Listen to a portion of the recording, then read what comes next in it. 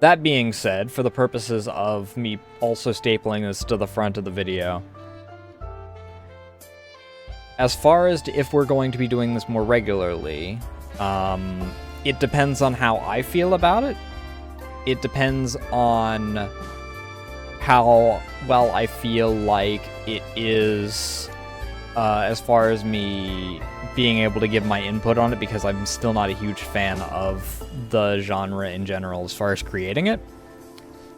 And also how it performs, because if it performs like shit, like, then there's no real point in me going, oh, well, might as well just do it for free content, blah, blah, blah.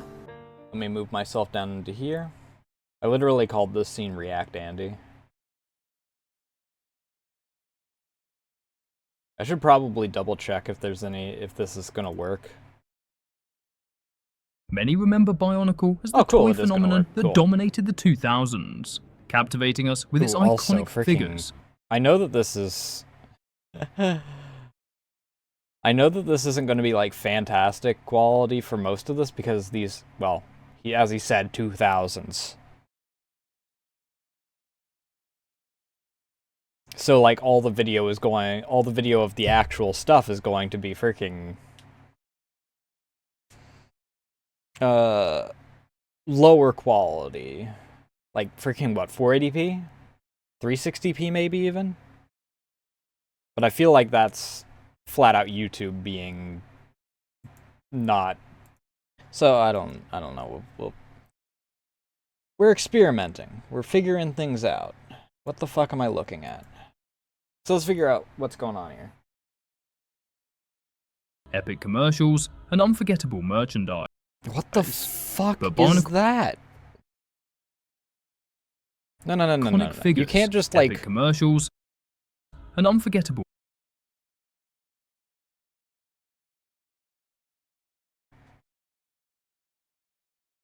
Like, this is foam, right? I have a small cat that is currently deciding to be a pest in my room. You! Like, this shit is... This is going to deteriorate, like, the first rainy day. Right? Like, even if it's a polymer, there's no way that that's surviving, like... even a week. With kids. Because these are designed for, like, freaking... Like, to advertise to children. Merchandise. But Bionicle wasn't just about the toys or the merch, it was the story behind them that sparked the mania. The lore of Bionicle is nothing short of legendary, and it's no wonder this franchise saved LEGO from the brink of bankruptcy. I do remember there was, like... And this is going to probably be something that haunts me forever, because I'm going to use the phrase that's haunted Juniper since she's mentioned it. But I remember... there was one book when I was in grade school of Bionicle that I freaking picked up. Like, I think I picked it up 3 times before I was forced to stop picking it up because I never got around to actually reading the goddamn thing. And then I traded out for Warrior Cats, and then I freaking watched that until, like, most of the way through middle school, and...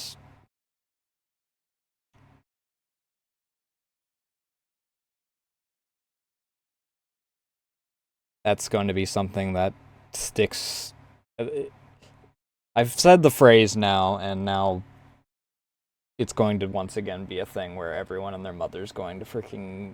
I don't know what it is about that in particular, where it's a convergent point for a bunch of different people, and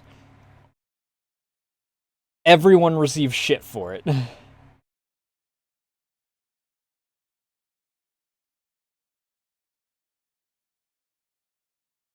Also, let me move that out of frame, because I don't need you guys to have to look at the search bar all the time. I should probably freaking F11 this.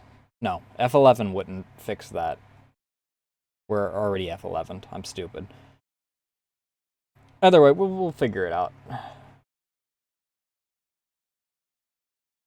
But the point is that that book, and even after I was forced to turn it back in, I freaking picked it up another time, and I don't think I ever got, like, to chapter 2 or whatever.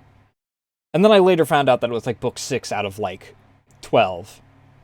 So I was just kind of jumping into the middle of whatever, and that's probably why I didn't freaking mesh with it. I do remember picking up, like, 3 of the movies back when fucking Movie Gallery and shit were a thing.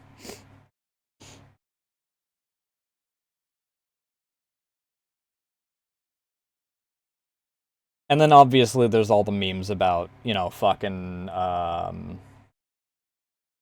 how intense the freaking adverts were for the series, like the actual figurine things. I think I had gotten 2 of the actual figurines as a child. At first glance, the story begins with a simple premise. Biomechanical beings like the Matoran and Toa living in a world that blends tribal culture with advanced technology, their true origins shrouded in mystery. But as we'll uncover, Bionicle's layers of storytelling peel back to reveal a sprawling universe filled with twists, turns, and one of the most jaw-dropping reveals in fiction. Prepare to dive into the epic saga deep, of Bionicle, like, a tale the as intricate got. and unique as the figures themselves. Without further ado, let us begin. Gathered friends. I think the interesting thing about it is, though, that, like, the adverts and whatnot also kind of had, like, their micro stories or whatever, or, like, filled in a little bit of stuff. And they weren't as bad as freaking...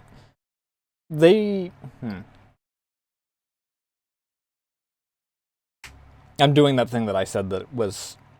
I don't like people doing. But... they may have been the first thing that created the do your homework before you watch the freaking series or movies thing that now Disney is infamous for, and I really hate the way that Disney does it, because it's like, freaking, here's 80 hours of content that you need to consume in order to understand, like, the first 10 seconds that are never covered again of the new movie. To our legend of the Bionicle. Or, like, the setup for it. In the time before time, the Great Spirit descended from the heavens, carrying the ones called the Matoran to a paradise home. They were separate and without purpose, so the Great Spirit illuminated them with the 3 virtues: unity, duty, and destiny. They embraced these gifts, and in gratitude, they named their island home Matanui, after the Great Spirit himself. But their happiness was not to last. For Matanui's brother, the Makuta, was jealous of these honors. He betrayed him, casting a spell over Matanui, who fell into a deep slumber. The Makuta was free to unleash his shadows, and It's amazing how the civil war going on in this is, like, already 20 times more interesting than, like, the primary driving force of Skyrim.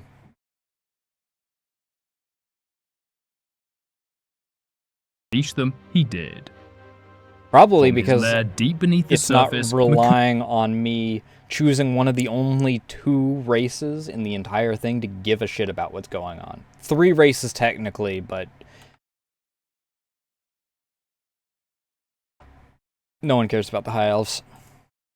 Makuta Pterodax corrupted the natural order. He unleashed his influence through the Rahi, creatures once wild and free, now twisted into monstrous servants of his will. The island of Matanui was no longer the paradise I don't remember any of the 2D been. shit. The Matoran, biomechanical villagers who lived in harmony with the island. Wait, what the fuck is going on? Why do I see a thing? There's a little... What?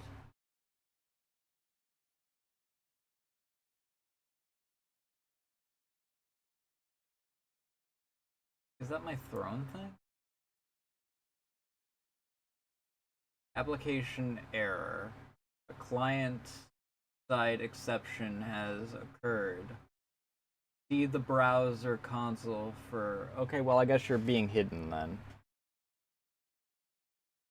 Because you are going to drive me insane, and probably whoever is watching insane, and has probably already driven people insane as a result. I don't know how long that's been sitting there, but I just noticed it. I thought it was chat, because I forgot that chat's in the bottom corner instead of up there. I thought that I missed someone saying something. Elements now struggle to survive in the face of terror and oppression. The 6 elemental Matoran villages each reflected the unique environment of its region. Tokoro, a fortress of molten rock surrounded by fiery lava flows, was a place of intense heat, like where 3 the different Matoran styles. of fire guarded their home with unmatched bravery. Gokoro floated serenely on the water, its village perched atop enormous lily pads, yet its peace was frequently shattered by attacks from the corrupted sea creatures under Makuta's control. Kokoro clung to icy cliffs, a frozen city of solitude and reflection, where its inhabitants battled both the harsh cold and relentless Rahi assaults. Lekoro, high in the treetops of the lush jungle, I never understood, and I'm guilty of this with Syncope, because Nasu's entire freaking thing is that they come from an area that falls under this. So I guess that I have no right to complain. But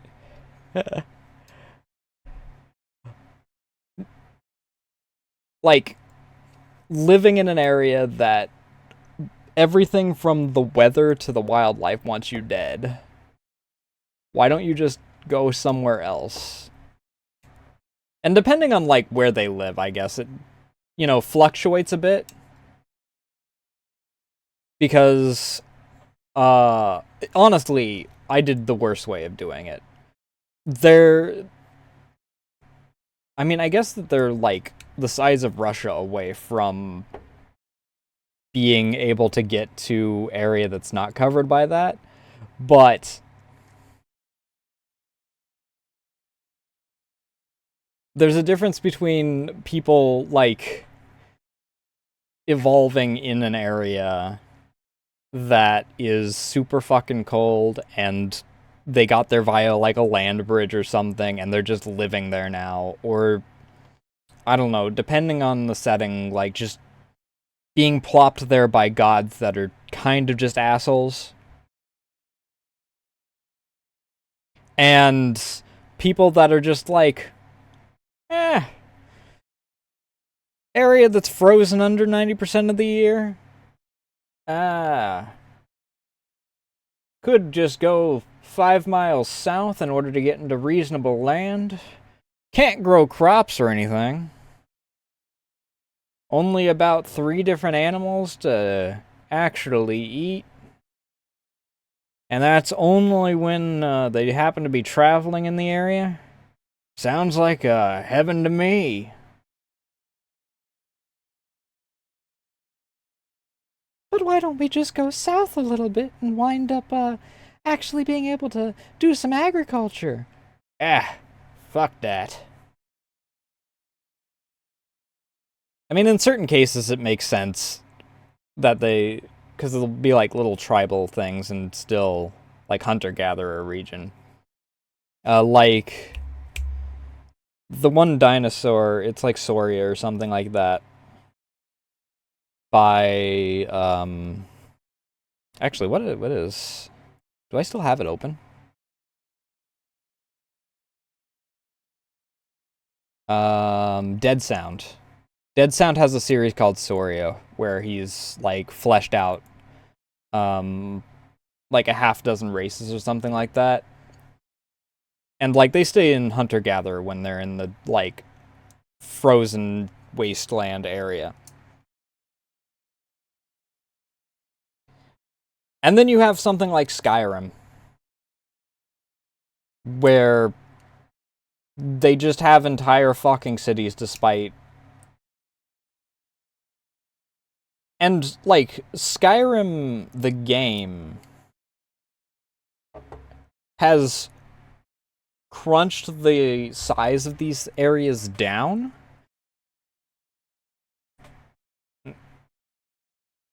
So you have areas like, what is it, fucking Solitude, which is way, way up north.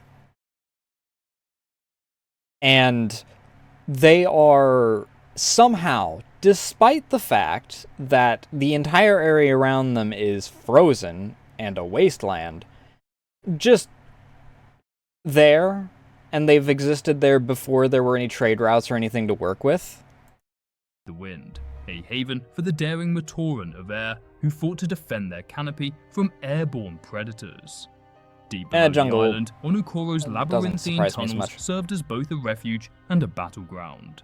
Its industrious Matoran of Earth fending off Rahi incursions in the darkness. These are kind of Meanwhile, dwarves. That makes Kokoro sense. sprawled across the arid desert, its stone-carved dwellings a testament to the ingenuity and determination of the Matoran of stone. Guiding the Matoran were the wise and enigmatic Turaga Vakama, Nakama, Matau, Anewa, Wenua, and Nuju, elders who carried the burden of preserving hope through the ancient prophecies of the Great Spirit. They spoke of 6 legendary At warriors, least when it each comes to, like, desert dwellers, there are more examples of, like, desert dwellers in reality being able to become sedentary. Rather than, you know, we don't have people that just kind of live in, Antarctica or anything. Because in most of these cases, it's not like Russia where it's just kind of cold, or Alaska where it's kind of cold. They're like, whenever it's people that are living in these areas, they're like Siberia. Or anywhere, name another place above, like, the Arctic Circle. And they're just kind of doing their own thing. I guess that in cases like this, it doesn't matter as much, because I don't think that they eat. But still. to an elemental power who would descend from beyond the stars. These heroes, chosen by destiny, would stand against the shadow of Makuta and fulfill their sacred mission. I do wonder, like, to awaken the Great Spirit and restore balance I don't know if that's going to be their explained. world. One day, this prophecy began to unfold. 6 canisters washed ashore on the beaches of Matanui. From within these vessels emerged the Toa Mata, biomechanical heroes imbued with elemental powers. There was Tahu, the Toe of Fire, whose fiery temperament matched his searing power. Gali, the Toe of Water, a calm and wise figure whose empathy united her team. Kopaka, the solitary Toa of Ice, analytical and aloof but fiercely loyal. Liwa, the daring Toe of Air, who brought energy and playfulness even in the face of danger. Honua, the Toe of Earth, whose quiet strength and methodical thinking grounded the team. And Pahatu, the Toe of Stone, a cheerful and reliable ally known for his incredible speed. The Toe awoke with no memory of. I think that that's like the or like the movie or whatever that I watched way back when. At least like related-ish to those.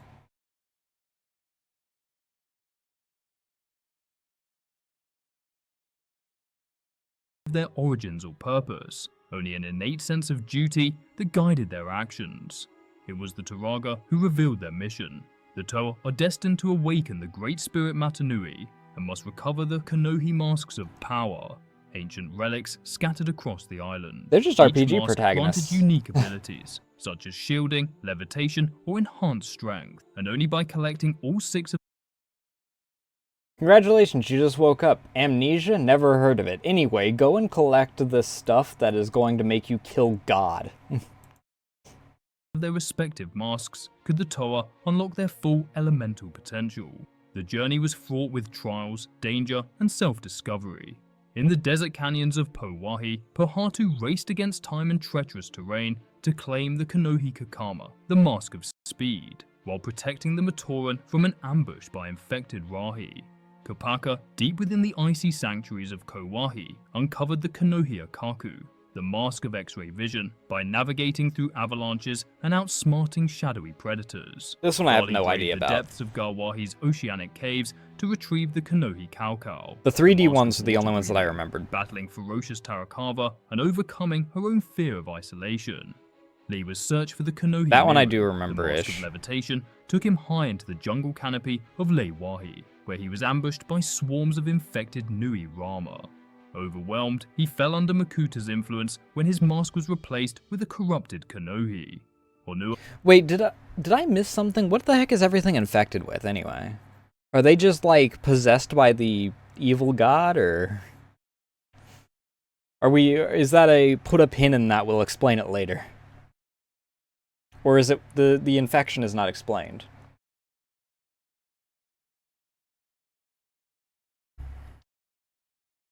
Called upon to rescue his fallen comrade, fought valiantly to free Liwa from Makuta's thrall, breaking the hold of darkness through sheer will and unity. Meanwhile, Tahu's quest took him through because, like, the landscape. explanations in this regard, like, obviously the mask was freaking replaced, and that was a mind control freaking gut possessed by God kind of deal. Of Tawahi. He confronted his own impatience and arrogance when his fiery temper led to a near-catastrophic eruption while retrieving a Kanohi from the slopes of a volcano. Galley's intervention and calming presence prevented disaster, but their clash foreshadowed the internal struggles the Toa would face as a team. Oh no! Their ultimate test awaited them deep beneath the island in Makuta's lair. The Turaga's guidance led them to the entrance of a vast cavern system, where the shadows grew heavier with each step. The air itself seemed to thrum with Makuta's presence. Okay, so the one thing I am noticing is that we have point A here, where, like, the 3D ones have, what, like, 2 of them actually did? Then there is a gap left there, and I think all the 3D ones were done in the same spot. What 2 of them actually did... Gap left there, and then we just skip to... Now they're all going to do their final freaking trial thing.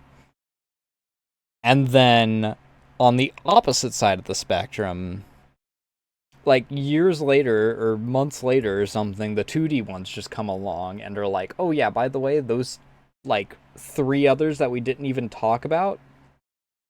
Yeah, that's what's going on now. A suffocating aura that sought to erode their resolve. The tunnels were guarded by Makuta's most fearsome creations. Massive mechanical beasts equipped with near impenetrable armor and relentless strength. The Toa discovered that by combining their powers, they could merge into powerful forms called Toa Kaita. Tahu Pahatu and Onua united to become Akamai, a being of strength and strategy. Gali, Liwa, and Kapaka formed Wairaha, the embodiment of wisdom and clarity. These forms allowed them to overpower the Manas, clearing a path to Makuta himself. When the Toa... These guys combined to become these avatars of strategy, intelligence, wisdom, and also become stronger, so they're just going to smash through the things that are resistant to their basic attacks. Finally confronted Makuta, they did not find the monstrous titan they had imagined. Instead, the Master of Darkness appeared before them as a lone, decrepit Matoran. He taunted the Toa, belittling their quest and sowing doubt about their I guess that there's ability only, like, to so much awaken you can do to, like, As represent the Toa stood stuff their like ground, that. Makuta's form dissolved into a swirling void of shadow, his true essence manifesting as a chaotic storm of darkness and malice. Tentacles of shadow lashed out, testing the Toa's limits and driving them back with sheer force. No matter how fiercely they fought, Makuta's Wait, so presence this also just takes place, like...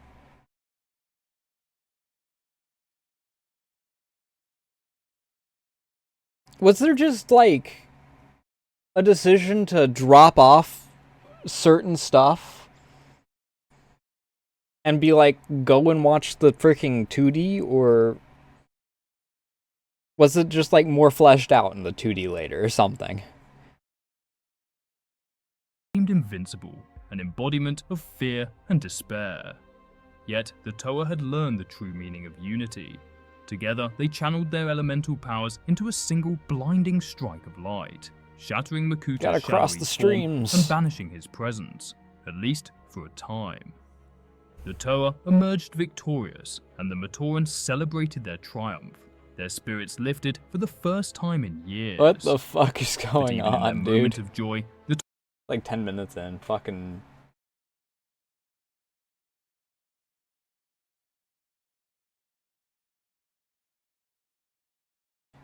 I would have been, like, if I had gotten deep into this, I would have been a kid. I freaking, like, the 3D ones came out when I was in my single digits, so I'm not as, like, irritated. I wouldn't have been as irritated. I would have just been like, oh, that's weird. But, like,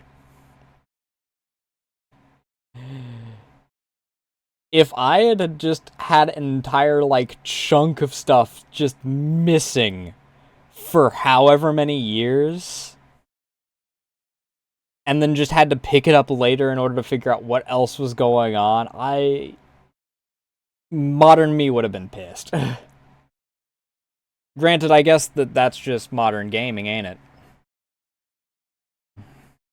Pay $30 on top of your $60 game in order to get the actual ending.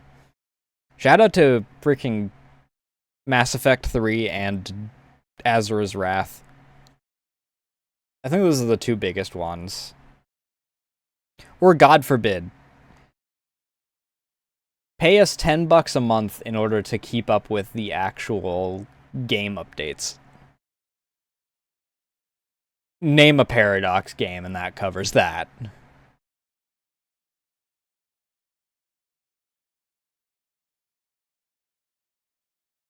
Turaga warned that this was only the beginning. Matanui remained asleep, and while Makuta had been defeated, his shadow lingered in the corners of the island. Because I think that I was dumb enough to had freaking defeated keep up with Makuta Stellaris for, like, 4 years or something like that. And I probably effectively bought the game 4 times in that amount of time as a result, while getting them on sale, by the way.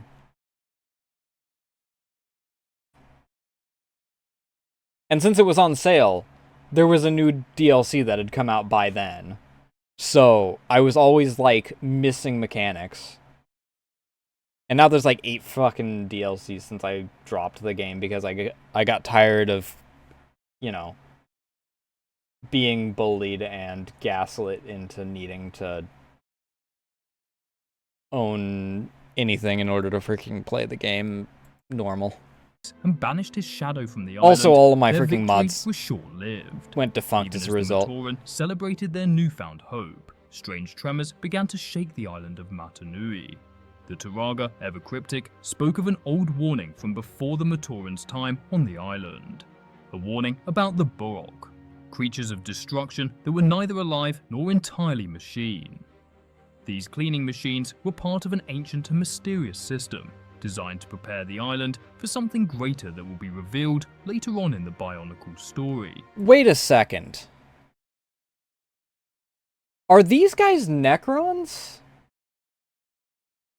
Just swap out fucking Egyptians for, like, Mayans and whatnot? The Turaga's explanations were vague, leaving the Toa with more questions than answers. These insect-like machines burst forth from hidden nests deep beneath Matanui, spilling across the island in a tide of devastation.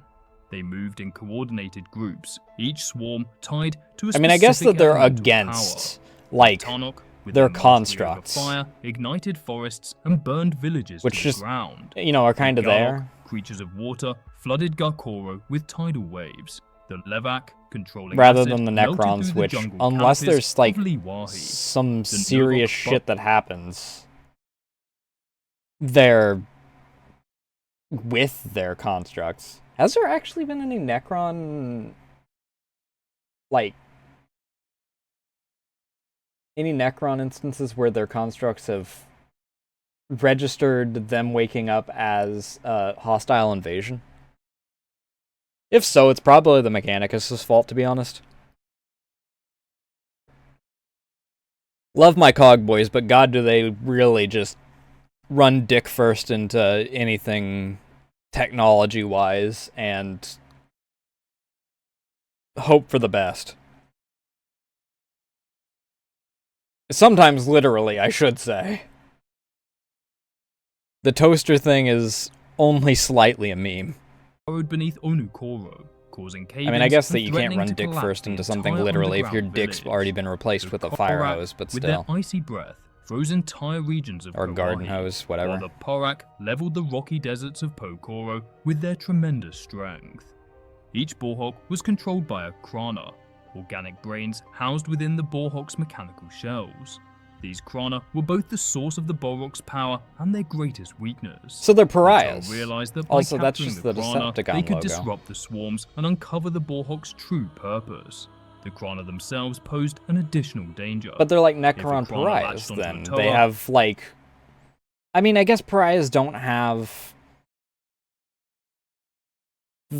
the actual brains scooped out and put into there, but like... They've somehow managed to transfer blankness over to a mechanical body that doesn't have its soul. Which I don't know how you transfer... I don't... I mean, it's consciousness that gets transferred over, not their soul. That's the point, is that the Necrons don't have souls anymore. I don't know. He would attempt to overwrite their mind, turning them into a servant of the I mean, I Boarhawk's guess mission. to a certain degree, The it's just majority of kind of Lee Koro fell victim to the swarm. whatever the writer Even feels like Toa doing Lewa at the was time for captured, 40k succumbing shit. to the control of the Krana and joining the swarms in their destructive march. The other Toa were forced to confront their friend, eventually freeing him from the Krana's influence.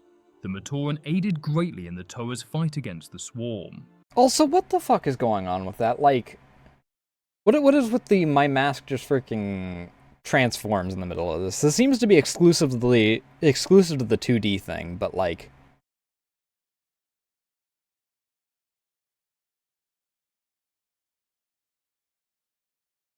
In every other case, like, they actually have to manually swap out their mask and whatnot. But, like, just randomly, my mask is now Stormtrooper instead of, like this. By modifying Boarhawk that had lost their Krana, they converted them into powerful Boxer exosuits, using them to attack the Boarhawk. The Toa's journey led them deep into the underground nests of the Boarhawk, where they confronted the true source of the swarm's power, the Barag, twin queens who controlled the Boarhawk with a hive mind intelligence. Okay, so these aren't even related to, like, the infection. The infection's just something that got dropped after, like, Arc 1. And they only exist in 2 locations.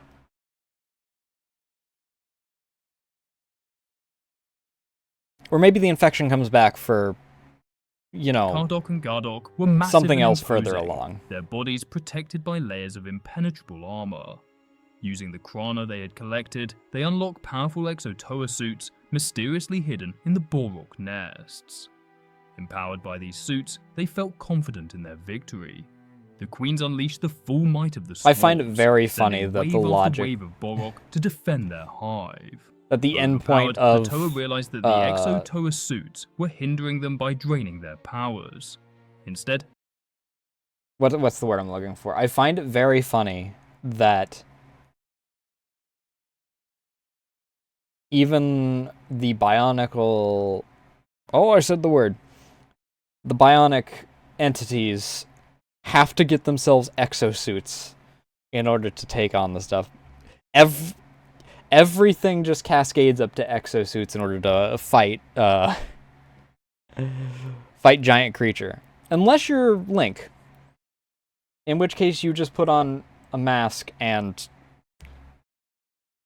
You know...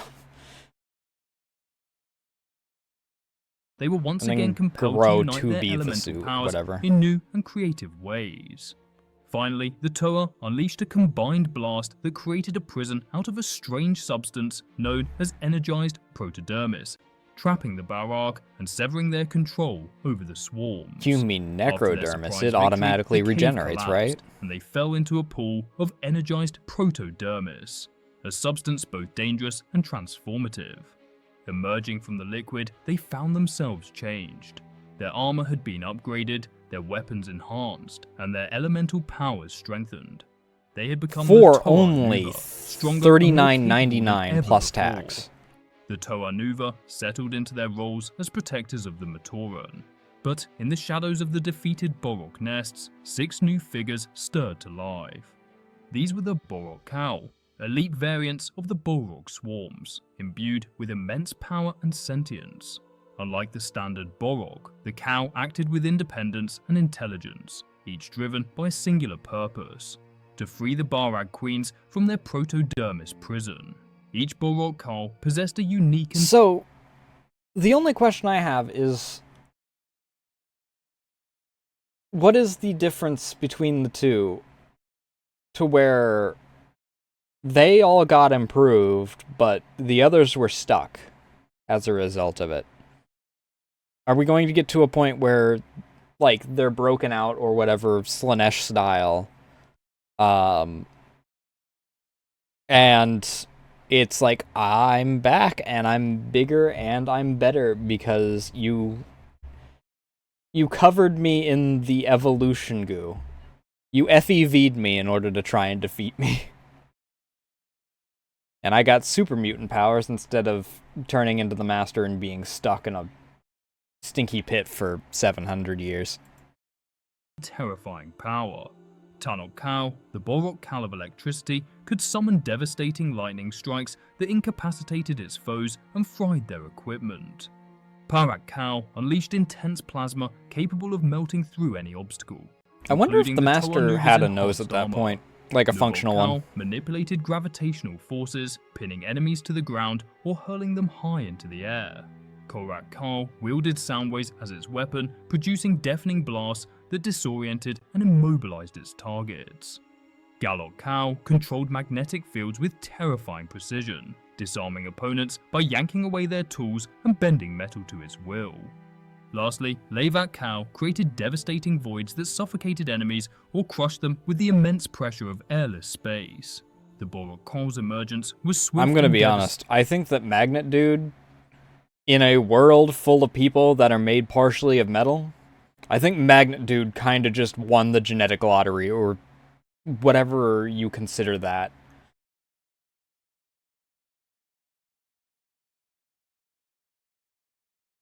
Like, it's like Magneto against an entire world of Wolverines.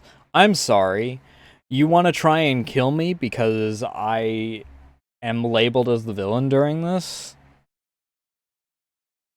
Or because I'm doing, I don't know, I don't know enough about Magneto to know any other things aside from his X-Men 1 goal. You want to try and kill me? I guess that I'm just going to rip your skeleton out from your body. And then, except in this case, he just clenches his hand and turns them into a ball of scrap. He doesn't have any hands, it looked like, but still. They began their mission by targeting the Toa Nuva, stealing their Nuva symbols, sacred artifacts tied to each Toa's elemental abilities. Without their symbols, the Toa's connection to their elemental powers was severed, leaving them weakened and vulnerable. Despite their loss of power, the Toa refused to give up. No, but seriously, They just tracked send the Magnet Borok Dude Cow after each and across every the one of them. island, devising strategies to slow their progress. But the Toa had a secret weapon. After the defeat Activates of the Borok magnet, Queens, rips their the mask lifeless off, Borok had crush, been reprogrammed bye. by the Matoran. Leading an army of Tanok against the Nuvok Cow, Tahu was sure of his victory. But using his control of gravity, the Nuvok Cow made Tahu's Borok army float up into orbit. He then turned on Tahu, making him so heavy that he could not move. Elsewhere, That's also the a pretty Toa good tried power. transforming into their The other one's got powerful fucked over, Tokyo dude. forms. Gravity Man and Magnet Man can just, like, duo the entirety of the freaking protagonist side. Oh, I can shriek really loudly. Actually, I don't even know if it was that. The evidence that we got was I can send sound waves through other objects, which I guess also is considered like, or it also counts air, but still. I can use the electric gun from Quake for a couple minutes. Meanwhile, I cast Black Hole.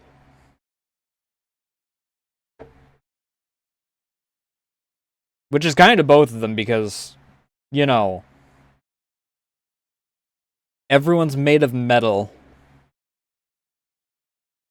At least I think it's metal. But the Balrog Cowl easily Is it countered really this just plastic by combining together in universe too. too? Almost everything the Toa tried ended in failure, and any victory seemed to only be temporary. However, Pahatu and Onua managed to remove the Krana Cowl from one of the Balrog Cowl. But the Krana informed the Toa that their victory was pointless, as they had already found the location of the Balrog Queens. Rushing to the nest, the Toa was surprised to see the Exo Toa suits fighting the Balrog Cowl, suggesting that these Exo Toa might be a failsafe against the Balrog left by another mysterious force. However, the Toa were unable to fully ponder on what was happening, as the Exo Toa... Is this just the story of a Stellaris game from the perspective of an uplifting race? Or an uplifted race? Like, just every time something goes on, it's just... Yeah, it turns out that there was someone else that decided that they were going to place something else on your planet. Congratulations. Suits was soon destroyed by the Balrog Cowl. The Balrog Cowl then began using the Toa Nuva symbols they had stolen to free the queens from their prison. Fortunately, Tahu then used a secret weapon gifted to him by Turaga Vakama. It was the Mask of Time, one of the most powerful masks in existence. Slowing down time, this gave the Toa just enough time to come up with a plan before the queens... Oh, you only slowed down time? I was gonna say, if you can just pull a Sakia or a Dio and just... the world, and then... just kill Gravity Man and Magnet Man while time is slowed or frozen. Take them out, and the rest of them are easy. Could be released. The Toa, out of options, made a risky decision. They poured their remaining energy into the Nuva symbols, overloading them with elemental power. As the Balrog Cowl tried to wield this energy, their singular focus became their undoing. The power coursing through the symbols backfired, overwhelming and destroying the Balrog Cowl in a spectacular display of elemental chaos. The barracks prison held firm, and the Toa Nuva's elemental powers were restored. You know, I guess that's Even as kind the Toa of Nuva worked tirelessly to rebuild. That's kind of the failsafe. Oh, that would be even cooler. Like, my original idea was the wizard casts Fireball on himself as, like, the stored action, but what if...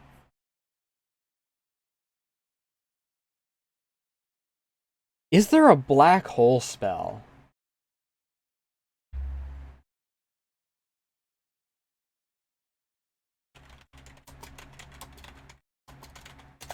Is there a black hole spell? I hope there is. Please say yes. There is. It's an SRD thing, though. Oh, it's some homebrew. 9th level spell, I guess that makes sense. I guess that upcasting Fireball on yourself is still the answer. You know, a thing that can kind of be covered by... Okay, well, I guess we've moved into this era. Is this the same time that they gave Blue Eyes White Dragon tits? But, like, give a kobold a wagon full of flour and a torch, and congratulations, you've upcasted Fireball on the caster. The shadows of Makuta's influence stirred once more. Far from defeated, Makuta Pterodax watched from his lair deep beneath the island, devising a new plan to crush the Matoran and their protectors. This chapter began with an innocent discovery in Takoro. Takua, an adventurous and curious chronicler, stumbled upon a strange totem while exploring a forbidden lava cave. When the totem fell into just the looks like an egg. lava, it revealed something extraordinary. I guess it is a totem. It does have markings on it. Glowing with otherworldly energy. Tahu, leader of the Toa Nuva, instructed Takua to bring the mask to the Turaga. The Turaga identified it as the Mask of Light, or the I Evati, feel the as if sacred I artifact also that saw this on, like, Toonami or something as a child. foretold the coming of a seventh Toa of Light, a hero destined to bring light to the darkness and fulfill Matanui's will. When the Turaga declared that a herald must deliver the mask to its rightful I don't think I owner, ever freaking Takura watched it tried all to the way pass through. responsibility to his But friend Jala. I Jala feel as if I reluctantly recognize, agreed, like, appointing some of Takura the as his traveling companion. bits and pieces of Together, this. they set out on a perilous journey to uncover the seventh Toa, unaware of the dark forces moving against them. Makuta, realizing the danger posed by the Mask of Light, unleashed his most fearsome creations yet, the Rakshi. The Rakshi, dark creations born from Makuta's essence and animated by the sinister Krata within them. Each wielded a unique and devastating power that reflected their purpose as instruments of chaos and destruction. Turok, the Rakshi of Fear, could instill crippling dread in its enemies, paralyzing them with overwhelming terror and breaking their will to fight. Gurok, the Rakshi of Just don't go up against any elves. Actually, no, I think elves are only immune to Charmed. Disintegration, possessed the power to reduce objects and structures to dust with a single touch. Again, the discrepancy in balance, I can make people kinda scared of me. Second guy, I can atomize anything that I get within, like, 3 feet of. Depending on how long his arms are. Leaving ruin in its wake. Larak, the Rakshi of Poison, could corrupt and toxify its surroundings, making environments hostile and inflicting debilitating effects on its foes. Again, that's still 10 times better than I make people kinda scared. Like, congratulations, I cast Atmosphere as acid. Panruk, the Rakshi of Fragmentation, unleashed devastating blasts that shattered anything in its path into countless pieces. Vorak, I guess the that's Rakshi kind of of the same as the Absorption, drained second the guy. energy of its enemies, using their strength to bolster its own while leaving them weak and defenseless. Lastly, Kurak, the Rakshi of Anger, amplified rage and aggression in those around it, inciting conflict and turning allies against each other in chaos. Okay, that final guy kinda has some use. However, again, what is this discrepancy? I can make people angry, I can make people scared. Meanwhile, everyone in the middle, I turn the atmosphere into poison. I turn anything I touch into dust. The other guy is kind of the exact same thing, except for slightly bigger pieces. I turn them into a frag grenade when I point at them or whatever. Makuta released 3 Rakshi, Panruk, Larak, and Gurok, to hunt down the mask and its bearers. The Rakshi attacked I really wish Takora, I leaving recognized what destruction in their names wake. each one is. The village was utterly destroyed. I mean, I sinking guess into even if the lava. other 2 were dog shit, freaking, you've done 3. 1/3 of yours is at least going to be, just better. Atmosphere into poison, dude, is probably not as good in open areas. Based off of how much destruction, I'm guessing that 2 of them were the guys that actually have useful powers. As the Matoran fled to safety. In the icy mountains near Kokoro, the Rakshi caught up with the pair of travelers. Fortunately, Kapaka, Toa of Ice, arrived just in time, freezing the Rakshi in a lake and buying the travelers precious time. But the danger was far from over. Makuta, still manipulating events from the shadows, warned Takua that Okay, I was going to say, why doesn't he just break himself out? However, if he froze, and he is one of the ones that disintegrates, he's just gonna break himself, I guess. Jala would die He's just gonna have to if he wait did to not thaw. surrender the mask. Stricken with guilt, Takua abandoned the quest, hoping to keep his friends safe. Meanwhile, Makuta unleashed 3 more Rakshi, Kurak, Vorak, and Turok, escalating his efforts Turok? to retrieve the mask. Dinosaur Hunter? The Toa-Nuva battled valiantly against the Rakshi, but their powers tested the Toa like never before. Lerak's poison and Kurak's manipulation of anger pushed Tahu to his limits, nearly I mean, I guess that specifically against the guy that is the embodiment of fire and anger, the anger dude doesn't suck. the single instance. Like, if he tries to cast it on the water person who is supposed to be, like, serenity and calm and shit, he's worthless.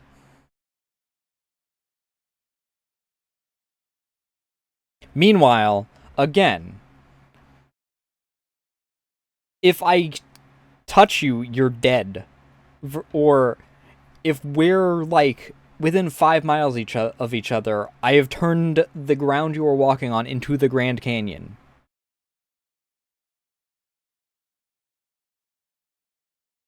Just create a million of these guys. That's probably not, like, feasible with the amount of, like... But whatever. Taking him before his fellow Toa intervened to heal him. Takua, realizing his mistake, returned to Jalo and apologized, taking responsibility for the mask and his destiny. Their journey led them to the Kininui Temple, the sacred heart of the island, where the Rakshi launched a final assault. The Toa Nuva arrived to hold off the creatures. Just break the bridge. But Tarak broke through. There are 6 of you. One of you has to be the one with the breakables. In a heroic act, Jala took the blast meant for his friend, sacrificing himself. Stricken by grief but fueled by resolve, Takua finally accepted his destiny. Placing the mask of light on his face, he transformed into Takanuva, the Toe of Light. Descending to Makuta's lair, Takanuva was intent on destroying the Makuta once and for all. As Takanuva confronted the Makuta, the Master of Shadows claimed that Matanui's sleep preserved the fragile order of the universe, and that the Toa's actions would invite disaster. Despite Makuta's warnings, Takanuva pressed on. Their battle, set in the shadows of the lair, was a ferocious clash of light and darkness. Makuta used every tactic to undermine Takanuva's resolve, attempting to drown him in doubt and fear, but Takanuva's light was relentless. Above, the Toa Nuva and Taraka... So wait. Becoming the embodiment of a god does not, like, reinforce his abilities or anything? Or, like, I mean, possess him to a certain degree? realized that if they wanted to awaken the Great Spirit, they too would have to descend into Makuta's cave. Just as the Toa and Turaga entered Makuta's lair, the battle reached its zenith. Takanuva attempted to remove the Makuta's mask of shadows, and both combatants were thrown into a vat of energized protodermis. Well, the energy of their are clash both of them caused going an to... extraordinary reaction, fusing Takanuva and Makuta into a single entity, Takuta Nuva, a being that embodied both light and shadow. Takuta Nuva opened a massive gate within Makuta's cave, a gate that connected the island of Matanui to the ancient home of the Matoran, the island of Metru Nui. Using his immense power, Takuta Nuva brought Jala back to life before being crushed by the gate. However, using the Mask of Light, Takanuva was also revived, and the Great Spirit was finally reawoken after 1,000 years of slumber. While they celebrated this miraculous... What? So, like, despite being fused into, like, a balanced creature, the answer is... we're not a balanced creature anymore, it's just the god now. Fuck balance. I mean, it's a children's show. I don't know why I'm... turn of events, the Toa were left with lingering expecting... questions. Was Makuta truly gone, or had his spirit merely retreated into the shadows? And more importantly, but he fused. Was there a grain of truth to his Where the fuck's he coming back from? Awakening Matanui might unleash something far worse. The answer to their profound questions would soon be answered. Or was it just the Matoran of Matanui Avatar. Celebrated their victories and the return of light to their island. The Turaga gathered the villagers to reveal a secret they had kept for centuries. The Matoran had always believed their history began on Matanui, but the Turaga explained that this was not their first home. Long before the Matoran came to the island, they had lived in a place of wonder and innovation, the grand metropolis of Metru Nui. And with the Makuta guarding the gate to Metru Nui defeated and the Great Spirit awoken, the Matoran could finally return home. Gathering the Toa Nuva, the Turaga revealed that 1,000 years ago, they too had been Toa. This next chapter of the story, the Turaga story, not begins terribly 1,000 surprising. years before the events that occurred on the island of Matanui. set within the bustling utopia of Metru Nui. Wait, there's an entire arc that's just a flashback? So we know how this ends. I don't know. That's one of those things that... Flashback things are always kind of in a weird spot to a certain degree.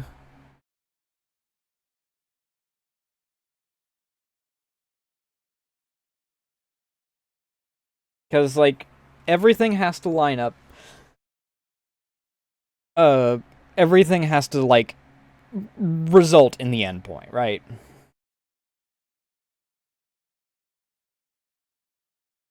We will reveal the harrowing story of how the Makuta had forced the Matoran from Metru Nui and put the Great Spirit into an eternal slumber.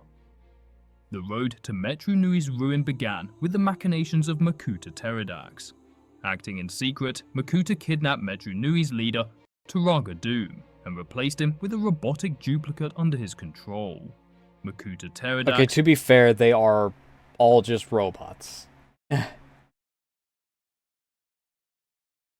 Calling it like a robotic duplicate is not like... You basically just cloned the guy. Who at this and point was meant to be reprogrammed the his protector brain. of the city, also reprogrammed Metru Nui's police force, the Vaki. Instead of defending the city, the Vaki turned into brutal enforcers that ensured no Matoran stepped out of line. He ordered the city's remaining Toa on impossible missions, where they were systematically hunted down and killed by Makuta's sidekick, Eliminator. One by one, the Toa of Metru Subtle Nui name. fell, leaving Tole Khan the last defender of the city. Desperate to create more Toa from the city's Matoran, Likan stole 6 Toa stones from the Great Temple, imbuing them with his power. But he was pursued by 2 of Makuta's minions, Likan's corrupted brother, Nidiki, and Kreka, who were members of the Dark Hunters, a shadowy cartel of mercenaries that will become more... There was a fucking comic, too? What? relevant later on in the Bionicle story. As Nidiki and Kreka closed in, Likan embarked on a desperate mission to deliver the stones. The Toa stones reached their destined Matoran, the future Turaga, just in time.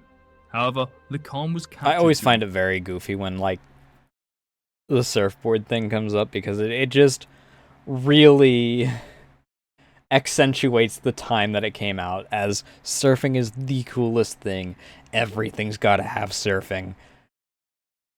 We're doing this. his final delivery to Vakama, a fire Matoran and mask maker. Vakama struggled with an impossible request from Turaga Doom himself, the creation of the Mask of Time. Makuta's manipulation of Vakama was I guess that, like, calculated. He sought to use the Vahi skateboarding's to in a control similar time itself vein. and solidify his dominion. The 6 chosen Matoran gathered at the Great Temple, not knowing the true purpose of the Toa Stones. They activated the Toa Stones, transforming them into the Toa Metru, the new protectors of Metru Nui. But there was no time for celebration. The city was already descending into chaos. Makuta had unleashed the Morbizak, a sentient, plant-like creature that grew uncontrollably across the city, destroying buildings, kidnapping Matoran, and forcing survivors to retreat toward the Colosseum. Something biological on this entire planet? Oh, I guess that we've all run out of... Oh, wait, it's a plant? Hey, you got a fire, dude. The Morbizak was designed to destabilize the city and spread fear, ensuring the Matoran would obey Doom's orders without question. I mean, I guess that... revealed the existence of the Great Discs, like ancient Kanoka with the power to destroy the Morbizak. Despite Darkwood ending or whatever. Forces, the Toa successfully rescued the Matoran and recovered the discs. Using the combined power of the Great Discs, they destroyed... I'm not surprised that there's a video game, actually.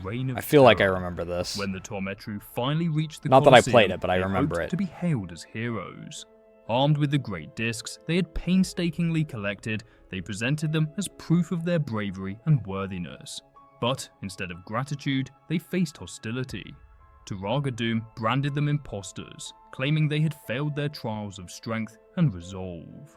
He ordered the Vakian forces to capture them, forcing the Toa into a desperate fight for survival.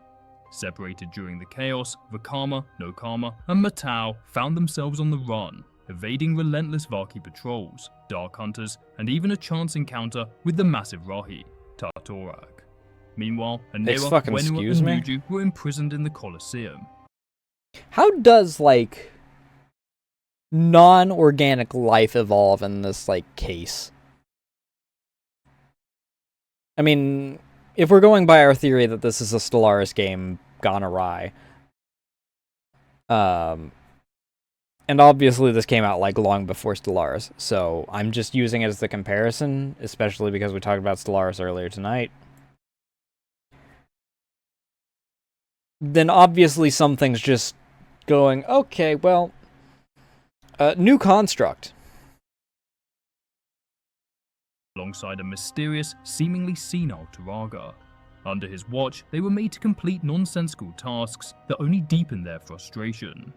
But events took a turn when Anera and Nuju, in a heated argument over their plight, accidentally unlocked their mass powers. With newfound abilities, the three Toa escaped their prison, bringing the enigmatic Turaga along with them. Elsewhere, Vakama, Nokama, and Matau followed a mysterious sign, the appearance of Likan's spirit star over Po-Metru. Believing it to be a clue, I mean, here's the thing, like, again, they fail at the end of this, to a certain degree. Because we have to get into, you know, point A. they pushed forward. Along the way, Vakama began experimenting with the Great Discs, finding that he could merge them to create something greater. It was then that inspiration struck. The Mask of Time, the Vahi, began to take form in his mind. The Toa reunited in the underground tunnels of Metru Nui, where the mysterious Because we're basically at point Z revealed right his now. identity. He was Likan. When the Toa Metru had been created, it had drained his power, turning him into a Turaga. Likan also led them to a shocking discovery, the real Turaga Doom, unconscious and sealed in a silver sphere. With the truth exposed, the Toa raced to the Colosseum.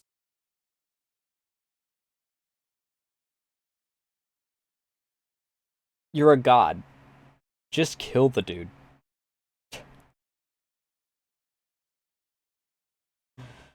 Why do you need to, like, keep...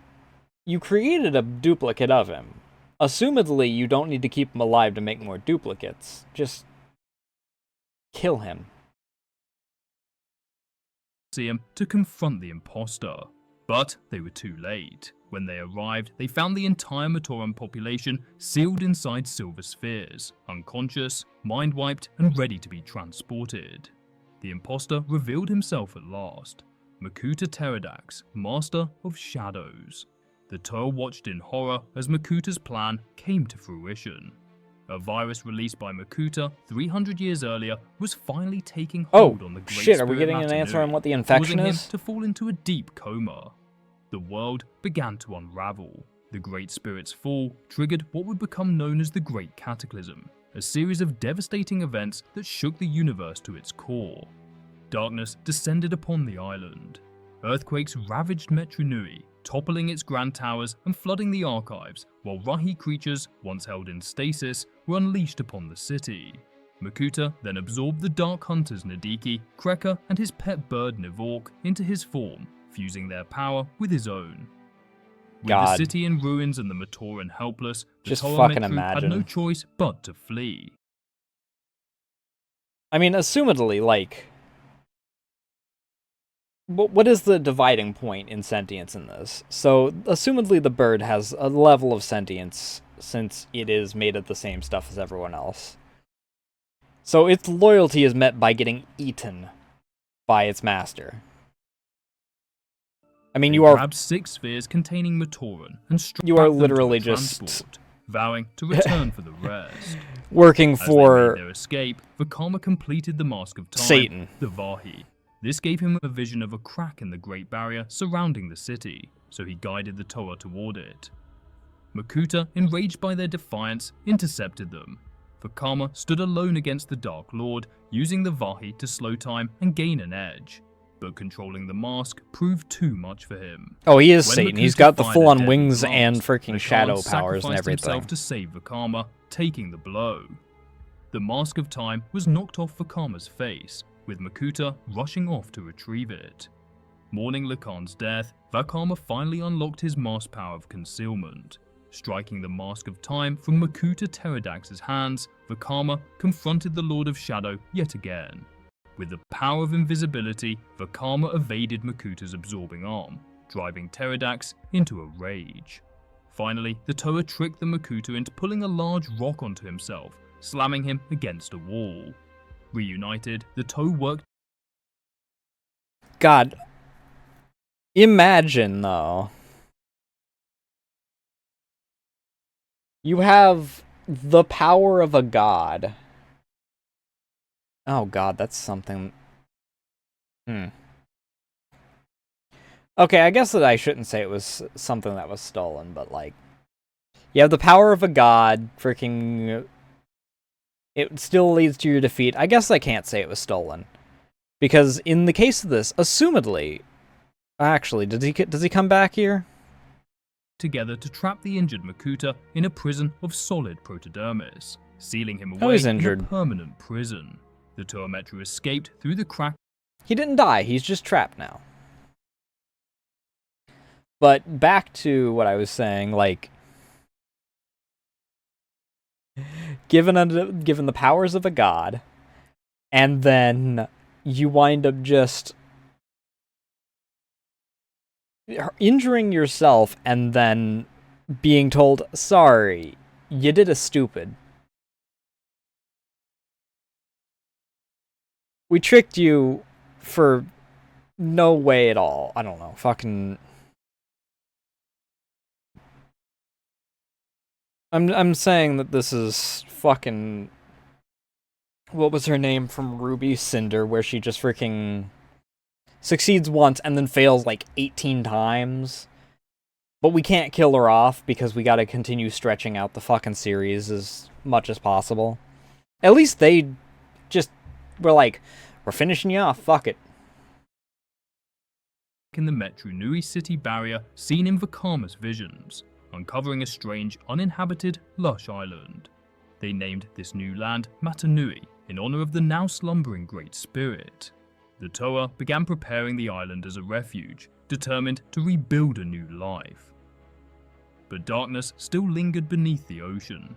In the ruins of Metru Nui, Makuta Pterodax sent out a telepathic call for aid.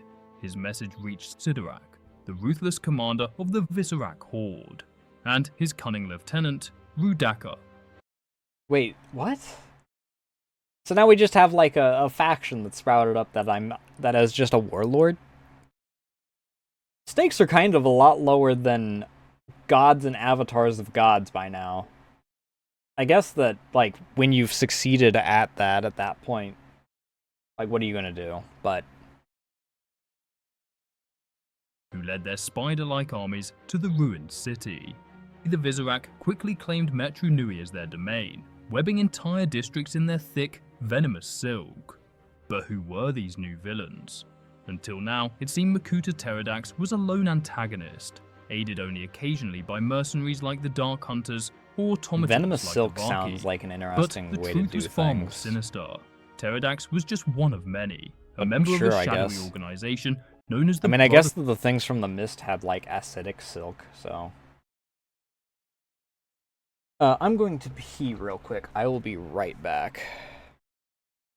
I'm not even going to put it into break mode because I'm actually just peeing and coming back.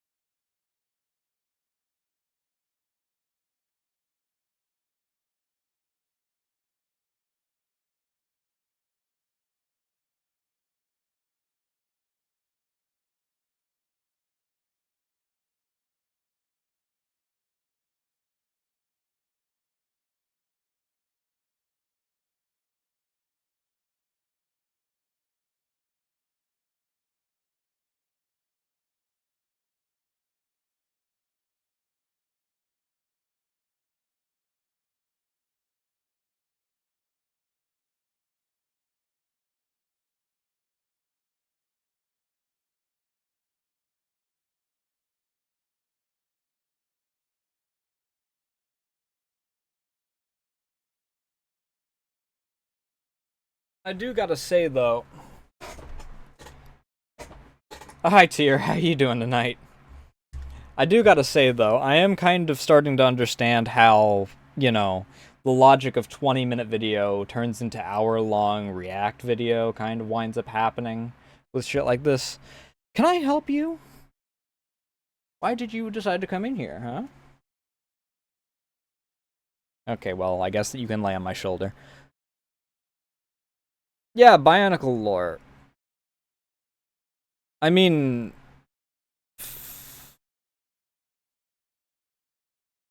Fucking... I kind of already knew that there was at least some sort of freaking background story or something going on with this shit. Fuck around and find out. Ow! Okay, that's it. No, you're not... I'm not putting you up on my shoulder. Go, go, go. If you're gonna freaking... dig your claws in because you want to freaking try and adjust yourself, then I'm not letting you be on my shoulder. Fuck you.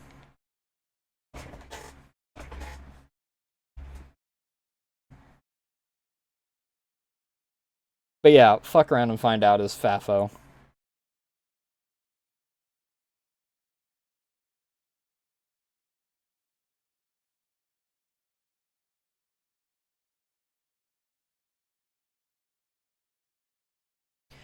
And I decided to...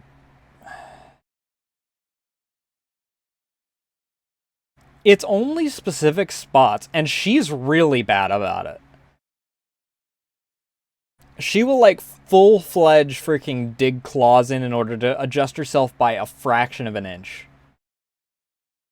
Meanwhile, like, Bean and Reed will just decide that they're going to full-on bunny kick and whatnot and be, like, a quarter of the amount of pain that she puts through. But she's always, like, on my shoulders and whatnot, so it's just always...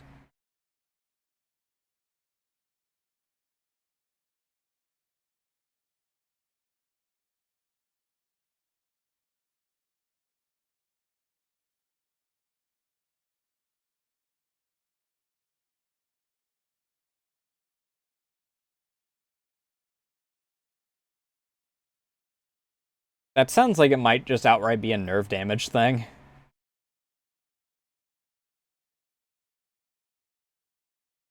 I don't feel like bee stings normally for the most part.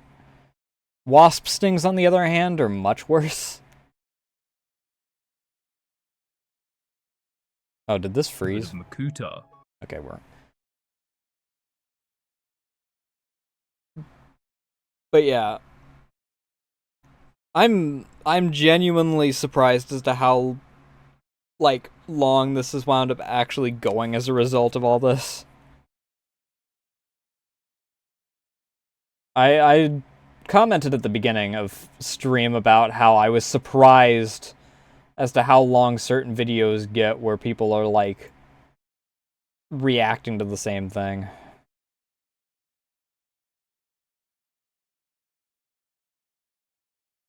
The only thing I've really had is a hornet that I thought was a, like a thicket or a thorn or something like that that was caught in my shirt. And then I realized, oh, shit, that's something that's constantly chewing and stinging at me through my shirt. With Pterodax himself at its helm, this secretive group wielded immense power, with each Makuta overseeing a different region of the Okay, is this like a comic or is this a cover for a book or what? I thought earlier that this was like a comic or something. And this isn't even the only video of this. How much shit actually went into this? foreign universe. Originally, their purpose was noble. They were creators and protectors. Like, we're in a freaking flashback segment to populate the universe or safeguarding Matanui, the Great Spirit. In the Alright. How much do you think this was?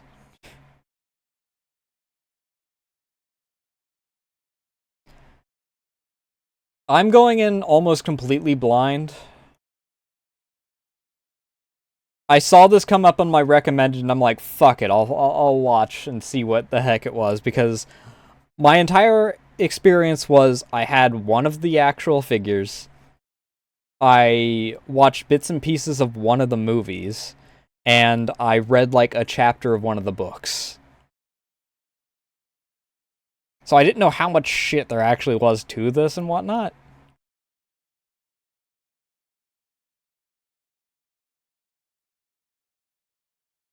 So, aside from, like, maybe a collective hour of knowledge out of how, apparently, like,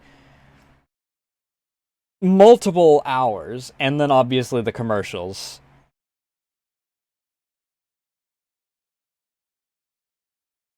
I didn't realize that we had, like, full-on flashbacks and potential, like, extraterrestrial interference going on with this.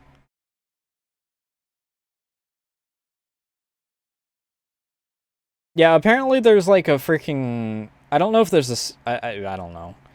There was, like, a 3D thing, which I recognized, and then there was another 3D thing that seemed to be of a little bit lower quality, and then there was a 2D thing, and then there was a game, and then there was, like, 3 books or something like that that's been covered in this, and fucking... Like, there's an entire other... Again, we're in flashback segment, which also covers another movie at the very least, or series, or something. Early days of the Bionicle universe, the Brotherhood played a crucial role in maintaining balance. They stopped the Matoran Civil War and crushed the rebellious League of Six Kingdoms. A powerful faction will be... I do recognize these things. These things were in, like, commercials a lot when this segment was going on. Pterodax, in particular, I was so recognize close the to weird Matanui frickin' that bug the two dudes. often referred to each other as brothers. But over the course of 100,000 years, the Makuta began to change. They grew ambitious and corrupt, abandoning their light and transforming into beings of pure shadow. Their growing hunger for power culminated in their betrayal of Matanui during the Great Cataclysm. What the fuck, After dude? the Cataclysm, the Brotherhood of Makuta revealed themselves as a force of evil, effectively declaring war on the rest of the universe. Their servants, Rudaka and Sidorak, led the Brotherhood's spider-like... Also, universe. Like, I thought that was just a misspeak, like, oh yeah, it's like their universe.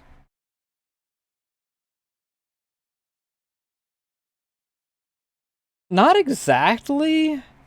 I mean, I've been comparing this a lot more to, like, instances of 40k shit, but, like... I don't know, it's... I don't think Mordor started off as, like, a paradise or anything. Like, this is a full-on... civilization... like...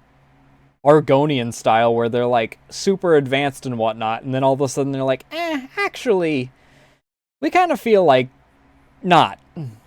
Except they were forced to by a demon god dude taking over the only tower that didn't get destroyed by the cataclysm going on or whatever. There's a fucking fly in my room, and I'm really gonna get in. Oh. The tower specifically? Kinda, I guess. Less angular, but I guess. The Metru, though, were completely unaware of these events. Returning to Metru Nui to collect the remaining Matoran, they were shocked to find it overrun by webs Oh my of shadows. fucking god, that fly The is going to drive me made their way nuts. to the Colosseum, believing they could take the Visorak head-on. But the Horde was ready. Overwhelmed by sheer numbers, the Toa were webbed and dragged to the heart of the Visorak's lair. There, Rudaka personally oversaw their punishment, exposing... Again, how does the biology of any of this work? Like, do certain things have... What is the discrepancy that decides if something has sentience or not, and what... I mean... Author fiat, I guess. We've already compared it enough to fucking... 40k, just... mark it as author fiat. Venom. Their bodies were grotesque hybrid... I mean, assumedly they're made out of metal in-universe. Because magnets affect their weapons, which are...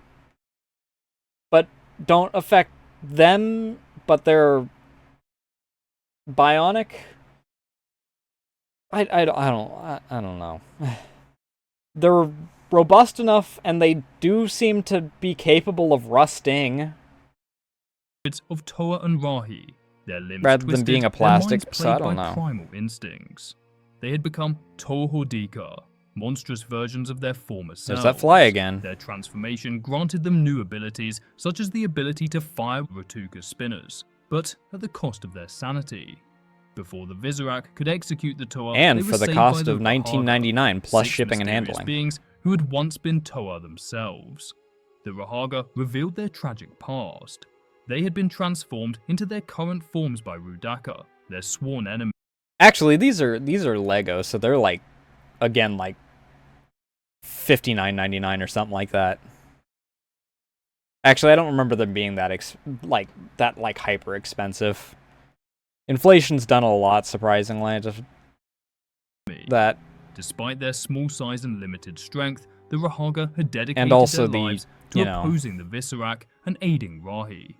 The Rahaga told the Toa about Kitongu, effect of a legendary Rahi with buying the the power name to instead reverse of the venom's effects. anything else. However, like Apple. Kitongu was a figure of myth, and even the Rahaga doubted his existence. I mean, your average OG iPhone going from maybe like $199 or something like that to $1,999.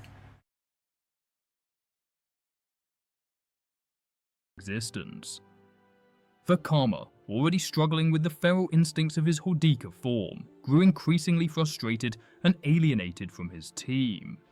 Rudaka, sensing his vulnerability, abducted Vakama and offered him command of the Visorak Horde.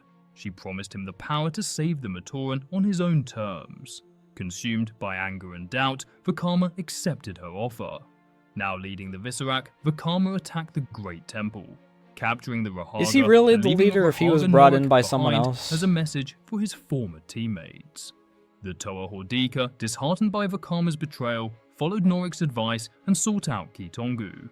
The Toa Hordika and Norik Also, found Kitongu. I love how the logic of this evolution is that they went from being fully bipedal to needing to effectively walk on a walking stick in order to move around because one of their arms has just extended into... like, it's not even like gorillas where it's both of their goddamn arms that do this. Who eventually agreed to help in their fight. Together, they stormed the Colosseum, where the Visorak had fortified their Tripedal headquarters. seems like the While most worst of the Toa possible fought the outcome. Visorak to free the Matoran spheres, Matau confronted Vakama, desperately trying to reach the Vakama he once knew. Meanwhile, Kitongu climbed up the main Colosseum tower to face Sidorak and Rudaka. Sidorak attempted to shoot the Rahi down, but he was a lousy shot. Rudaka, though, was far more competent, using her spear to one-shot Kitongu. As Kitongu fell to the ground, a massive explosion enveloped the battlefield. Seeing her chance to finally get rid of the incompetent Sidorak, she insisted that he go down to finish Kitongu off. Oh god. Rudaka left Sidorak alone with the towering Kitongu, who quickly disposed of the cowardly leader of the Visorak. Elsewhere, as... So what? Does that just, like, leave one of the avatars just out of commission completely now? Gotta find a new one? Vakama's anger nearly drove him to kill Matau, but Matau's words brought him back to his senses, and he rejoined Different the dude. Toa. As the battle raged on, the Toa were eventually surrounded, before being struck by a giant spinner from the giant golden Visorak, Kargarak.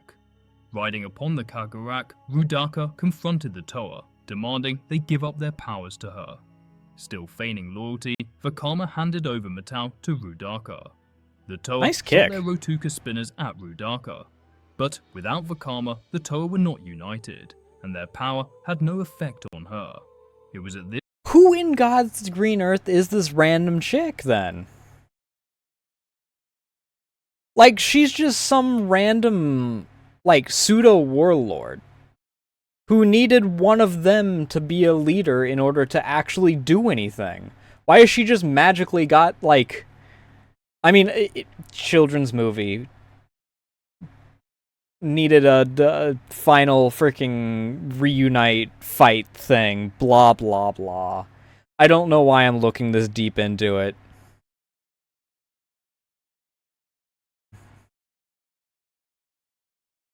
Just...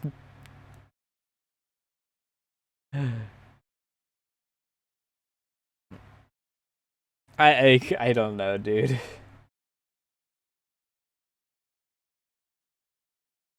Vakama revealed he had turned back to the light. Using the authority granted to him by Rudaka, he freed the Vizorak army from the Brotherhood's slavery. After scattering the Vizorak army, Vakama shot his Rotuka spinner at Rudaka. However, this was all part of her plan. Within her chest plate was a shard from Makuta Pterodax's prison. As her body fell to the ground, the combined energy from all 6 Toa shattered Makuta's prison, freeing him from his confines. You know, I guess that makes sense. Makuta teleported Rudaka away, leaving the team victorious. But the reason I'm able to withstand this is because I literally stabbed myself in the chest with a piece of a god. Restoring them to their original forms. Together with the Rahaga, they loaded the Matoran spheres onto airships and prepared to leave for Matanui. As the airships carrying the slumbering Matoran approached the shores of Matanui, Vakama's thoughts turned to unfinished business. The Mask of Time had been lost during the Tormetru's battle with Makuta Pterodax. Its immense power made it too dangerous to leave behind in the ruins of Metru Nui. Plus, we need it because it is used in modern times, so we need to tie up that loose end because we're a flashback.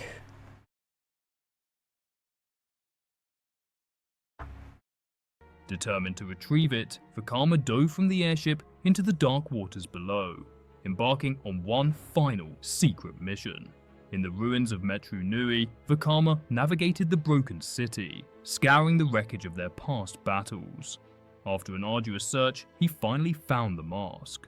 The mask was damaged, a nice Photoshop job, dude. Temporal energy that warped the environment around it, causing plants to grow at unnatural speeds and wildlife to mutate. Just put it on. Using his mask-making skills, Vakama repaired the Vahi, stabilizing its power. Just as he completed his work, he was ambushed by Voparak, a Dark Hunter. Voparak had been created by the powerful and ancient leader of the Dark Hunters, the Shadowed One, specifically to track the Mask of Time. Towering over Vakama, Voparak struck him unconscious and claimed the Mask of Time. When Vakama awoke, he found himself back in a pristine Metru Nui. The Great Cataclysm had seemingly never occurred, and he was no longer a Toa, but a powerless Matoran. So, we've got... He's trapped in his own brain, I guess? We're trapped in an illusion of some sort at the very least. Convinced that the mask's instability had sent him back in time, Vakama sought answers. Yeah, okay, his suspicions grew as he caught fleeting glimpses of the true ruined Metru Nui. Strange inconsistencies began to pile up. Hey, here's a question. So poison works on them because there's been like 3 different entities that are able to create poison, or like the webs are all poisonous and whatnot. If he, while wandering around, accidentally touches one of the poisonous webs, is he just fucked? Or does the illusion make him magically, like, immune to poison? This was a fake reality. Just as he thought things couldn't get any stranger, Vakama encountered an organic Rahi that latched onto his face. He was thrown into an important vision of the future sent by a future Tur of Sonics. He spoke of the emergence of the Toinaika, a team destined to face unimaginable peril. Before Vakama could fully process the vision, he was torn from it. I remember that and found himself face to face with Makuta Pterodax. Pterodax revealed the truth. Vakama had been placed under a powerful illusion. Yep. The Master of Shadows had found him unconscious after Voparak's attack and had hoped to extract the location of the Master. Okay, so that's the answer. To a certain degree. Even the webs don't matter, because he's not even actually in the city wandering around, which I guess makes sense. Last thing you need is your person that is supposed to be your metal detector getting eaten alive because he thinks he's a kid or something like that. Mask of Time through the illusion. Learning that Volparak had taken the mask, Pterodax proposed a temporary alliance to reclaim it. Reluctantly, Vakama agreed, knowing the Vahi could not remain in the Shadowed One's hands. Tracking Volparak to the Great Temple, Vakama and Pterodax confronted the Shadowed One, who now possessed the Mask of Time. Accompanied by his loyal bodyguard, Sentrak, the Shadowed One turned on Vakama, blaming the Tormetru for the deaths of Nadiki and Kreka, proclaiming that he will exact his revenge. But Vakama revealed that it was not the Tormetru, but Pterodax that was responsible for their demise. Realizing that Pterodax still had parts of Nadiki and Kreka fused to his body, the Shadowed One unleashed his full fury on the Makuta. The battle between the Shadowed One and Pterodax was nothing short of cataclysmic. The Shadowed One's disintegrating eye-beams tore through Makuta's armor, destroying... Okay, I'm guessing that this is like during a book or something then. Because I'd figure that if it... God. This is like reaching Disney levels of do your homework in 6 different mediums in order to understand what's going on where. Because part of this is happening in, like, books. Part of these is happening in comics, I guess. Part of this is happening in the movies, which is, like, the easiest thing to freaking go through. Part of this is happening in a fucking series. And then all of this has to combine together in order to get us to point A, which is stuff that happened earlier chronologically for us, but later in universe, which is what everything has to combine into in order to actually work. Otherwise, we start asking even more questions, because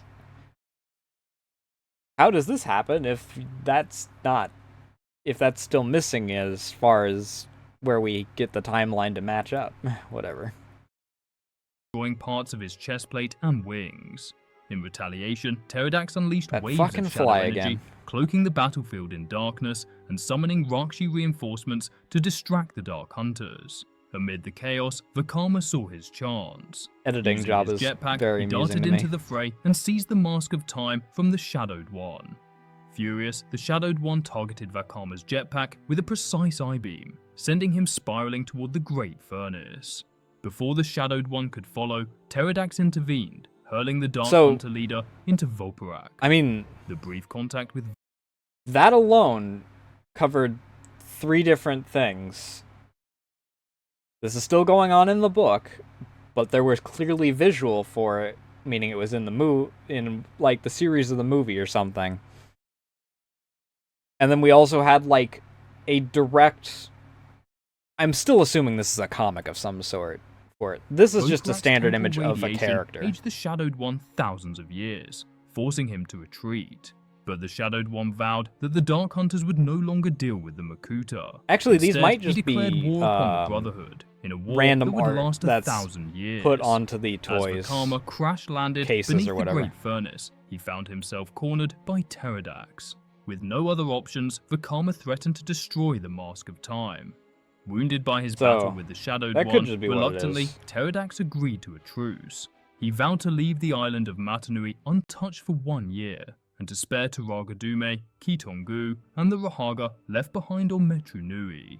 Satisfied, Vakama fled with the Mask of Time, returning to Matanui. Wait, so there's only a 1-year gap in Back this on then? Matanui, the Toa Metru revived the sleeping Matoran by sacrificing their Toa power, transforming into Turaga. However, when placing the Matoran into their sleep, the Makuta had wiped their memories. The Matoran had no memory of their duty, destiny, or unity. Together, the Turaga guided the Matoran in building their villages. I'm gonna lose my knowing mind if I that see this that new fly one peace more time. would not last forever. For 1,000 years, the Turaga watched over the Matoran, teaching them the 3 virtues and defending them from the Makuta's machinations until the arrival of the Toa Mata. If he's only leaving it for a year, where is this Or did he fly up into the air in order to become one of the two gods? They two become gods, and then start the timeline over, because they just said 1,000 years after he said, I'm only going to give you a year. Back in But the god present is time, still over. the Toa Mata was stunned by the Turaga's revelations of how the Matoran had come to reside on Matanui. But the Turaga had a greater revelation still. Although the Great Spirit of Matanui had been awoken by the courageous acts of the Toa Mata, the Makuta had in fact been correct. Matanui's slumber had been protecting him from total destruction, and now he was awake once more. The Great Spirit was dying. The only way to save him was to retrieve the Ignika, the Mask of Life. Brace yourselves for the next chapters where the stakes skyrocket and the twists hit hard. We'll follow the Toa on their perilous quest for the Mask of Life, uncover the sinister schemes of the Brotherhood of Makuta, I mean, the stakes just kind of and fluctuate, unravel a however. mind-blowing revelation that will completely redefine... We killed gods, and then we freaking went back to only having a basic warlord dude. And then now we're back to dealing with gods and whatnot. I don't know.